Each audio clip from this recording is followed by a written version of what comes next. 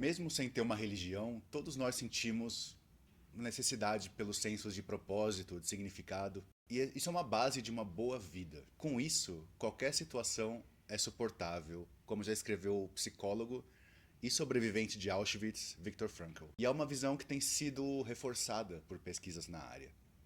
Porém, sem ter esse sentido, fica só a sensação de estar numa prisão de carne que vai se deteriorando, num teatrinho banal que se alonga até que as luzes se apaguem pela última vez para sempre. É meio desanimador. E não é estranho, então, que todas as sociedades que já existiram acabam manifestando algum tipo de espiritualidade. É uma característica humana universal, uma maneira de escapar do mero mecanicismo mundano. Mas para nós, pessoas sem religião, é difícil encontrar qualquer ajuda ou esperança nessa área. Alguns pensadores como Nietzsche, Sartre e Camus tentaram encontrar sentido através da razão. Mas não importa se os argumentos eram sensacionais. A lógica em si não bastou e nunca vai bastar para impactar aquilo que a gente acredita. Mesmo que a gente quisesse, não dá para simplesmente virar uma chavinha mental e começar a acreditar no que quer que seja que for mais útil para a gente ficar tranquilo. O guia principal da nossa mente não é a racionalidade, mas sim forças inconscientes, como emoções, vieses, instintos.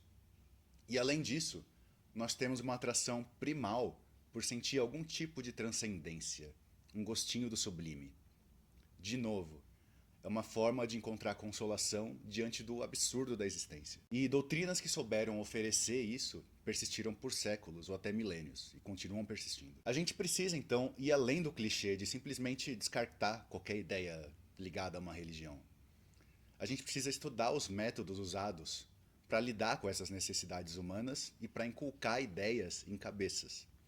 E fazer uma engenharia reversa para aplicar essas técnicas em nossas vidas ateias ou agnósticas. Isso só vai ser possível usando mais de uma disciplina, integrando as descobertas de filósofos, psicólogos, neurocientistas, físicos. Felizmente, essa combinação de áreas diferentes está ficando menos incomum na ciência atual. E um grande exemplo que eu vou usar bastante é o Dr. Arthur C. Brooks, professor de Harvard e autor, que estuda a questão do propósito e divide em duas perguntas: quem me criou e para quê? E não importa que Brooks seja cristão. A sua pesquisa indica que pessoas que conseguem resolver essa questão alcançam vantagens significativas. Cabe a nós fazer o melhor para preencher essa lacuna com outras ideias. Começando pelo mais difícil, vamos resolver a parte do quem. Poucos agnósticos ou ateus exploram a ideia de uma boa história de criação, mas ela é crucial. Propósito e sentido não podem emergir da noção de que existir é ordinário, que nada tem valor. Por que se importar com qualquer coisa se o mundo é só uma aleatoriedade mecânica fria? E nós vamos incorporar também as pesquisas de Antônio Damasio e Jonathan Haidt. Ou seja, vamos precisar encontrar uma origem emocionalmente satisfatória, não só logicamente. Vamos trazer o lado irracional para o nosso lado, construindo uma narrativa que seja razoável, mas inspiradora. O sobrenatural vai ficar de fora, é óbvio.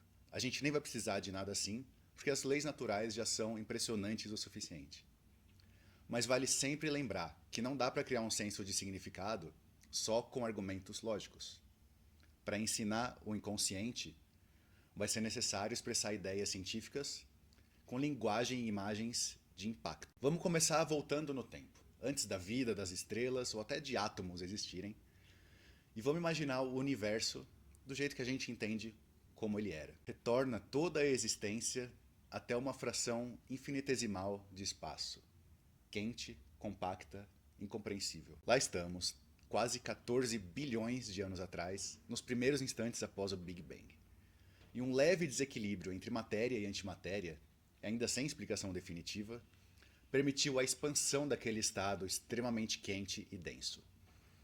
As temperaturas começaram a cair, o que permitiu a formação de partículas fundamentais, e então, ao longo de milhões de anos, estrelas, galáxias, planetas. O desenrolar dessa expansão inicial se tornou tudo o que existe, das supernovas explodindo até as suas pupilas se ajustando agora à luz da tela, até os zeros e uns correndo por trás do seu aparelho.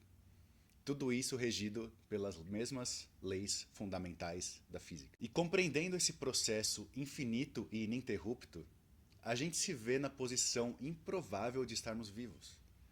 Em um universo que começou com detritos incandescentes esfriando no vácuo, a vida surgiu. E mais, ela persistiu por 4 bilhões de anos, de seres unicelulares até os autoconscientes, como nós, apesar do vazio gelado ao redor e de inúmeros eventos de extinção no planeta. E nós, especificamente aqui agora, somos o resultado de coincidências incalculáveis. Milhares de ancestrais anônimos sobrevivendo, se adaptando, se encontrando e se reproduzindo. Ou milhões, se a gente contar outras espécies que vieram antes do ser humano. Até que finalmente um óvulo acolheu um único espermatozoide e virou o embrião que virou você. Você que está acordado agora, gerando sinapses, sentindo sensações e pensando sobre palavras transmitidas por ondas no ar. É uma jornada surreal, de uma singularidade densa e incompreensível até geladeiras e gatos e café e memes. A história da nossa criação, mesmo sem um criador, mostra o quão enigmático é o surgimento da vida e da consciência. Apesar de diversas teorias, não existe uma dominante ainda. Não existe uma explicação satisfatória. Essas 3 perguntas ainda desafiam nossa compreensão. Como o universo começou? O que é exatamente a vida? E como surgiu a consciência? E assim, ao longo da eternidade, nós herdamos uma oportunidade única. Testemunhar a existência. Desde explosões das estrelas no céu, até o toque suave de um bebê. Nós existimos como uma pequena ondulação consciente no desdobramento infinito do cosmos. É preciso mais do que isso em uma história de criação? Só foi necessário dizer o que a gente já sabia de uma forma diferente. Como as religiões, mesmo as mais primitivas, que aprenderam a persuadir o inconsciente com imagens e com repetição, ou seja, símbolos, rituais, reza. É assim que seus convertidos sentiam e ainda sentem pertencer a algo além da realidade comum. E desse jeito, nós, agnósticos ou ateus, podemos ter em cada parte do universo uma lembrança da nossa origem extraordinária e cósmica. Esse vai ser o nosso gatilho para a repetição dessas ideias, a nossa oração secular. E mesmo ancorada na ciência, a imensidão da nossa origem ainda escapa à compreensão completa. E essa, então, pode se tornar a nossa iconografia impressionante. O Big Bang, as nebulosas, a primeira molécula orgânica em um universo inorgânico, neurônios disparando para formar um pensamento. E assim vai ficando mais fácil reconhecer o quão especial é simplesmente estar aqui. Não importa o que aconteça, o fato de você estar respirando em um planeta que ainda persiste está muito além do ordinário. Essa é a base para um senso de propósito. Um sentido para existir que não precisa ser escrito pelos deuses. Ele pode emergir da reverência ao mistério profundo que vivemos a cada segundo. O potencial improvável da poeira cósmica em se tornar viva e criar consciência de si mesma. E assim a gente respondeu a pergunta "Quem me criou?" de Brooks. E agora a gente está pronto para continuar, encarando a segunda parte. Para que eu fui criado? O que acontece depois de aceitar uma história de criação, mesmo uma versão científica, é entender quais são as regras que a gente deve seguir e como a gente está indo nisso. Em resumo, sacrifício e julgamento. São palavras bem pesadas e carregadas, eu sei, mas elas também se aplicam a quem não segue uma fé. E, na verdade, já é entendido hoje em dia que elas contribuem para uma vida melhor, mesmo para ateus e agnósticos. E se essa história te interessou e te moveu de alguma forma, vai ter mais na segunda parte, sem dogmas, mas tentando ser o mais exato e profundo possível. Então, você sabe quais botões apertar aqui embaixo e eu te vejo na próxima.